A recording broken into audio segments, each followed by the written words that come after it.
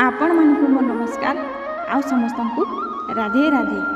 ए video रे एमिति एक कहानी नेकी आसीची जो कि बहुत बड़ शिक्षा मिलेबो ओ आपण माने आपणको जीवन रे केबे दुखी रहिबे नाही।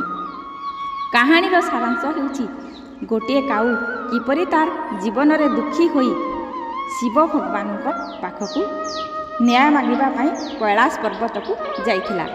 केमिति से काऊ को भगवान शिव न्याय देथिले तो चलंतु जानिबा ए कहानी माध्यम रे। ए सुंदर कहानीटी निश्चय आपण मानकर मन रे शांति आनी देव।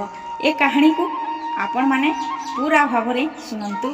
एहा मोर आपण मानक ठारे निवेदन। थरे गोटे वृक्ष रे काउटी बसिथिला ता संगे गोटे कोइली भी बसिथिला। काऊ जेते बेले कोइली आड़ को देखिला काऊ चिंता करिबारे लागिला कोइली भी कला आउ मु भी कला माने तार रंग आ मोर रंग भितर कौनसी अंतर नहीं। तथापि लोके ठिया ही तार कंठस्वर को सुनंती तार कंठ सुनंती आउ शांति लाभ करती आउ मते गोड़ी पथर मारती। केते सुंदर तार जीवन लोके ताकू केते भल पाती। एबे मु टिके ए कोइलीर सुख विषय रे पचारिली।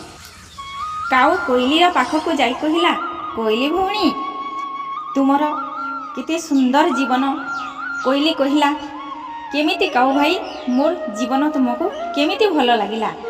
धीरे धीरे काऊ कहिला देखो भौणी तुमर आ मोर रंग भितर कौनसी अंतर नहीं तथापि लोके तुमको बहुत भल पाउछंती। कोइली कहिला केमिति काऊ भाई काऊ कहिला तुमर कंठस्वर लोक माने बहुत आनंद होई सुनंती। एथिरु जना पडुची जे तुमर जीवनटा केते आनंदर। तुमर जीवन रे किछि अभियोग नहीं। देख लोक मते देखि केते घृणा करूछंती मते पत्थर गोड़ी मारुछंती मोर कंठस्वर सुनिबाकू केही पसंद करू नाहंती। भगवान मो सहित अन्याय करिछंती मते तो मो शरीर प्रति घृणा जात होउची। मु जदी कोइली होइथांती तो केते सुंदर मजा जीवन होइथांता। लोके मो पाखकू मो कंठस्वर शुणिबाकू आसंते मोर कंठस्वर शुणी से माने आनंदित होई उठी थांती।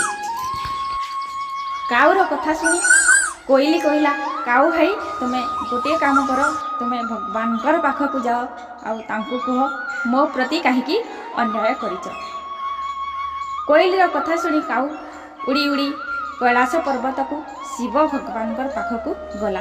सेठारे कहिला हे प्रभु मते काहेकि काऊ बनै देल मो प्रति अन्याय कल मोर देहर रंग कला मोर कंठस्वर शुणी लोके मते मारंती सेतिपाई मते मोर प्रति घृणा आसी जाइछि। काऊर कथा शुणी शिव भगवान कहिले काऊ काहेकि चिंता करूछु चल मु तुमर शरीर को परिवर्तन करदेवी तू कौन हेबाकू चाहूचु कह।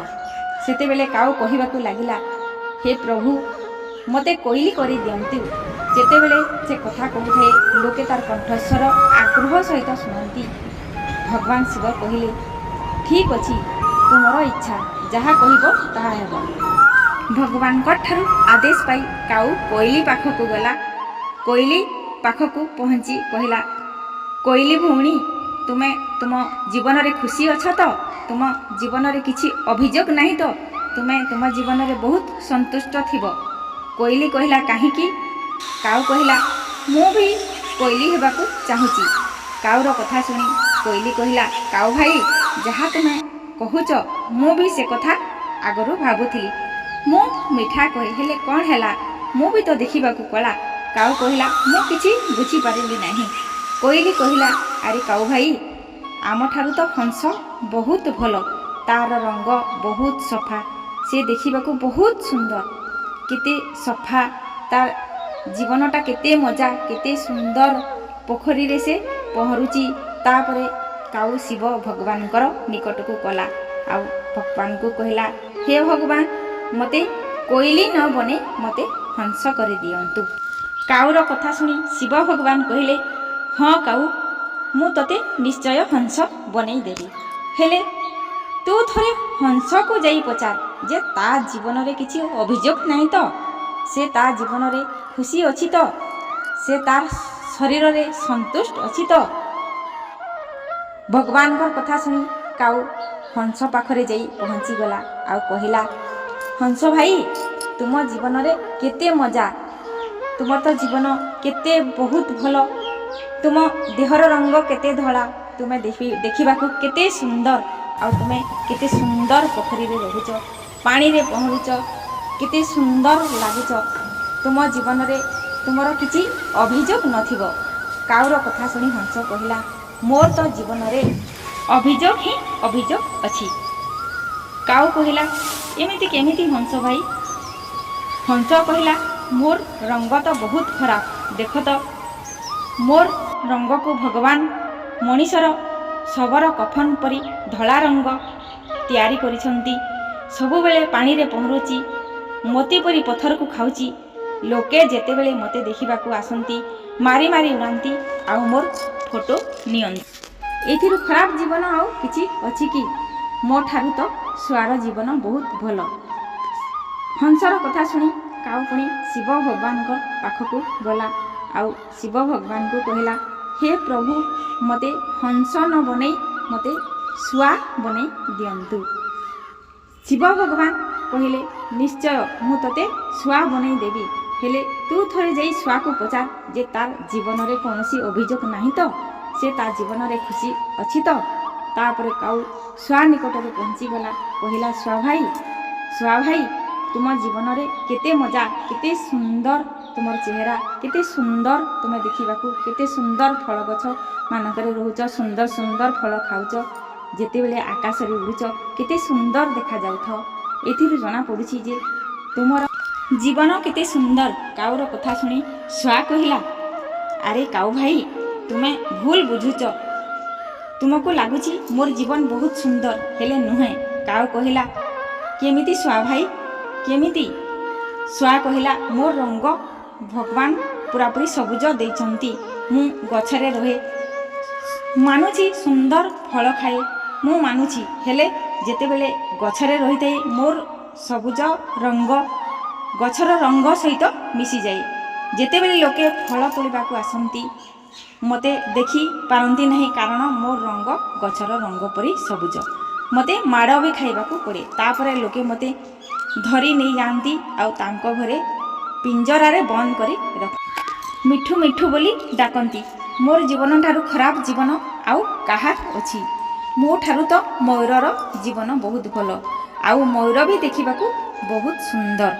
सुआर कथा शुणी काउ पुणी अति शीघ्र भगवान पाखकू गला आउ भगवान पाखकू जाई कहला, हे प्रभु मते सुआ न बनई मयूर बनई दियंतु। शिव भगवान कहले, हे काउ मु तते निश्चय मयूर बनई देवी, हेले तू पुणी थरे मयूर पाखकू जाई पचारिया कि ता जीवन रे कोनोसी अभियोग नहीं तो, से ता जीवन रे खुशी अछि तो।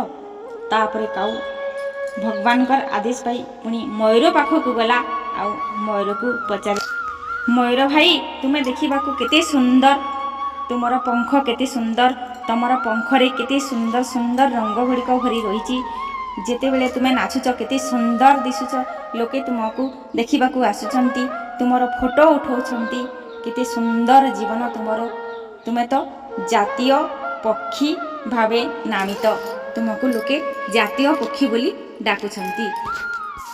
मयूर कहला, काउ भाई तुमको जना नहीं मोर जीवन केते खराब। काउ कहला, एमिति कौन कहूच मयूर भाई?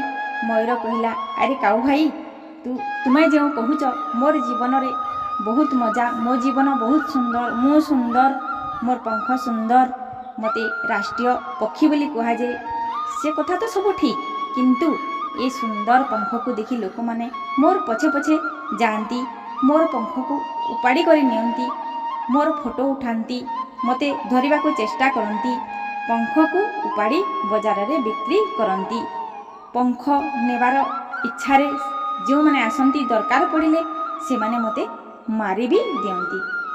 काउ भाई तुमको जना नहीं मोर सुंदरता ही मोर जीवनर शत्रु, कारण मु जदि एते सुंदर नथांती ताहेले मो पछरे एते लोक दौड़ाते नहीं, मारिबा पई आसंते नहीं। मयूर कहला, काउ भाई तुमर तो जीवन बहुत सुंदर, आउ तुम जीवन रे तुमे दुखी हेउच, तुमर तो जीवन रे स्वाधीनता अछि, तुमे हेउच ଅନ୍ୟତମ। ତୁମେ ଯେଉଁଠିକୁ ଯାଅ, ଯେଉଁ ଗଛରେ ବି ବସ, ତୁମ ପଛେ କେହି ଦୌଡ଼ାନ୍ତି ନାହିଁ, ତୁମକୁ କେହି ମାରିବାକୁ ଯାଆନ୍ତି ନାହିଁ। ତୁମେ ସ୍ୱାଧୀନ ଜୀବନ ଜିଉଛ, ତଥାପି ତୁମେ ତୁମ ଜୀବନ ପାଇଁ, ଶରୀର ପାଇଁ ଦୁଃଖୀ ହେଉଛ। ତୁମେ ଯେମିତି ଅଛ ଠିକ୍ ଅଛ, ତୁମେ ଉଦାସ ହୁଅ ନାହିଁ। ମୟୂରର କଥା ଶୁଣି କାଉ କିଛି କିଛି ବୁଝିପାରୁଥିଲା। କାଉ ଜାଣିପାରିଲା ଯେ ତା ଜୀବନ ହିଁ ସବୁଠାରୁ ଭଲ। କାଉର ଆଖିରୁ ଲୁହ ବାହାରି ପଡ଼ିଲା। କାଉ ଖୁସି ହୋଇଗଲା। ତାପରେ ସେ ଭଗବାନ ଶିବଙ୍କ ପାଖକୁ ଗଲା। କହିଲା, ପ୍ରଭୁ ମୋତେ କ୍ଷମା କରିଦେବ। ମୁଁ ଯେମିତି ବି ଅଛି ଠିକ୍ ଅଛି। ମୋର ଏ ଶରୀରରେ ମୁଁ ବହୁତ ସନ୍ତୁଷ୍ଟ ଅଛି। ଏ ଜୀବନରେ ମୁଁ ବହୁତ ଖୁସି ଅଛି। ମୋତେ କାଉ ବନେଇ ଦେଇଛ, ମୁଁ କାଉ ହୋଇ ରହିବାର ଅଛି। କାଉ ଏତିକି କହି ଶିବ ଭଗବାନଙ୍କୁ ପ୍ରଣାମ କରି ସେଠାରୁ ଚାଲିଗଲା। ଏ କାହାଣୀରୁ ଆମମାନଙ୍କୁ ଶିକ୍ଷା ମିଳୁଛି କି କେବେ ବି ନିଜର ଜୀବନର, ଶରୀରର ଅନ୍ୟ ସହିତ ତୁଳନା କରନ୍ତୁ ନାହିଁ। ଭଗବାନ ଯେମିତି ବି ଆମକୁ ବନାଇଛନ୍ତି, କିଛି ଭାବି ବିଚାରି ବନାଇଛନ୍ତି। ଯେମିତି ବି ବନାଇଛନ୍ତି ଠିକ୍ ବନାଇଛନ୍ତି। ଅନ୍ୟ ଲୋକର ସୁନ୍ଦରତା, ଧନ ଦୌଲତ ଦେଖି ଏସବୁରେ ଦୁଃଖୀ ହେବା କଥା ନୁହେଁ। ଯାହା ବି ଭଗବାନ ଦେଇଛନ୍ତି, ବହୁତ କିଛି ଦେଇଛନ୍ତି। ଯାହା ମିଳିଛି ବହୁତ କିଛି ମିଳିଛି, ଏଥିରେ ହିଁ ସନ୍ତୁଷ୍ଟ ରହିବା କଥା।